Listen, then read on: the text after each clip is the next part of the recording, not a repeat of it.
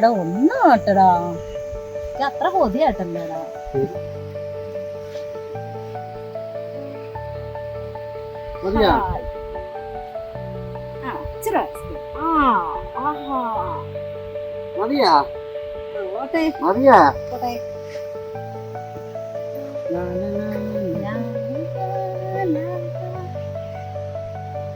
മതി മുത്തേ, തല ഇറങ്ങും മുത്തേ. മതി മതി മതി.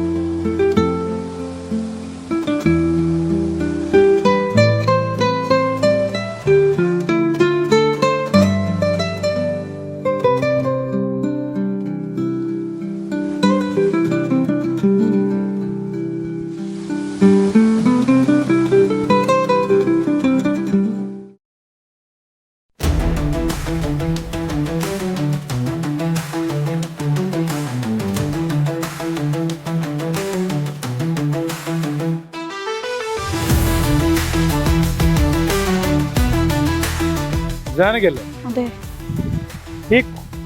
ഈ സംഭവം നടക്കുന്ന സമയത്ത് താങ്കൾ എന്തായിരുന്നു? സാറേ, ഞാൻ ഇതുവഴി അങ്ങോട്ട് നടന്നു പോവായിരുന്നേ. അപ്പം ഒരാൾ ആ ഒരു പെണ്ണിനെ കൊണ്ട് ആ കാട്ടിലോട്ട് കയറി പോകുന്നു.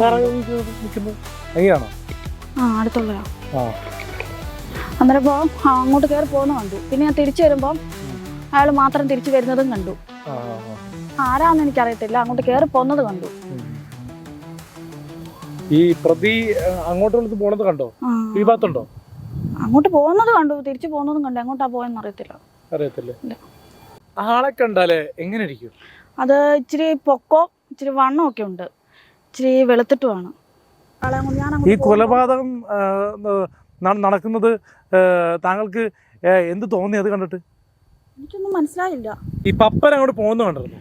അങ്ങോട്ട് പോകുന്നത് കണ്ടു, രണ്ടുപേര് പെണ്ണിനെ കൊണ്ട് പോകുന്നത് കണ്ടു. തിരിച്ചു വരുമ്പോ ആ പുള്ളി മാത്രമേ ഉള്ളായിരുന്നു. ഇനി പപ്പനെ പറ്റി എന്തെങ്കിലും ഇൻഫർമേഷൻ കിട്ടിക്കഴിഞ്ഞാൽ പോലീസ് സ്റ്റേഷനിൽ അറിയിക്കുക. അറിയാലോ, കേസ് അന്വേഷണത്തിന്റെ പൊരുളുடன் അന്വേഷിച്ചുകൊണ്ടിരിക്കുകയാണ്. പ്രതിയെ ഉടൻ തന്നെ പിടിക്കണം. അപ്പം നിങ്ങളുടെ ഭാഗത്തുനിന്ന് എല്ലാവിധ നാട്ടുകാരുടെ സഹകരണം നമ്മൾ പ്രതീക്ഷിക്കുന്നു.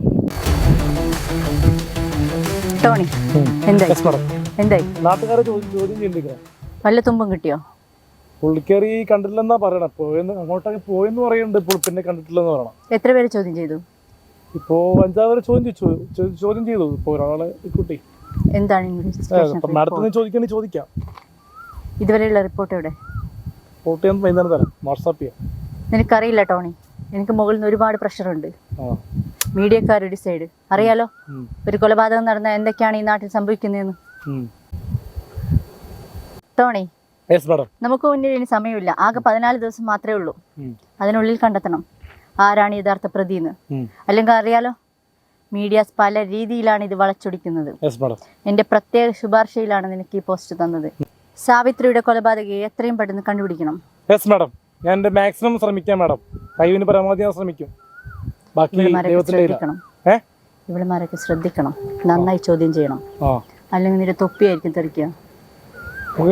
ഞാൻ ചോദിക്കുന്നുണ്ട്, ചോദ്യം ചെയ്ത് വരുന്നേ ഉള്ളൂ.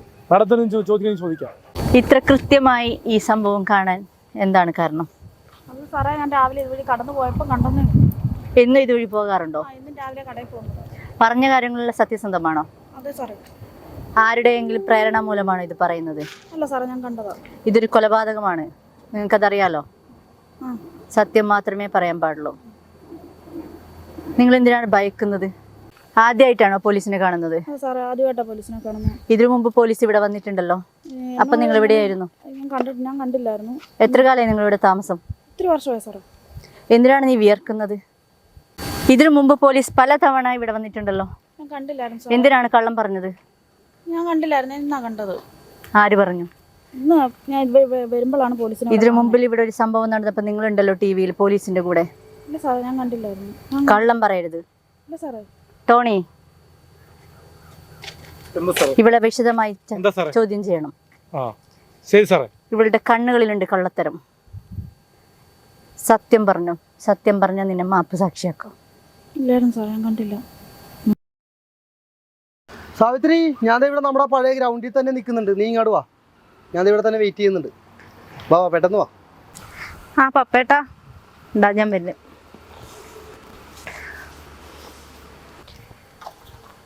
പപ്പേട്ടാ, നിന്റെ കല്യാണം ഉറപ്പിച്ചെന്ന് പറഞ്ഞു. അതെ. നിന്നെ ഞാൻ ആർക്കും വിട്ടുകൊടുക്കില്ല. നീ എൻ്റെ പെണ്ണാ. വാ അങ്ങോട്ട് പോവാ.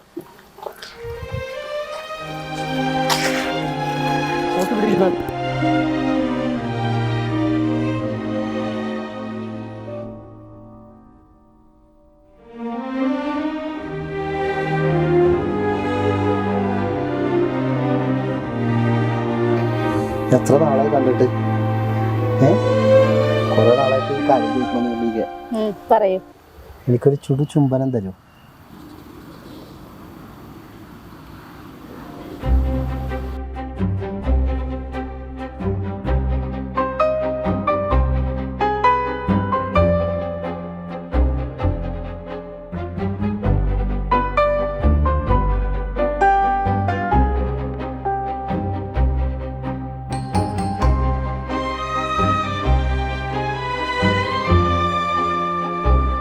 എന്താണ് കല്യാണം ഉറപ്പിച്ചെന്ന് പറഞ്ഞു?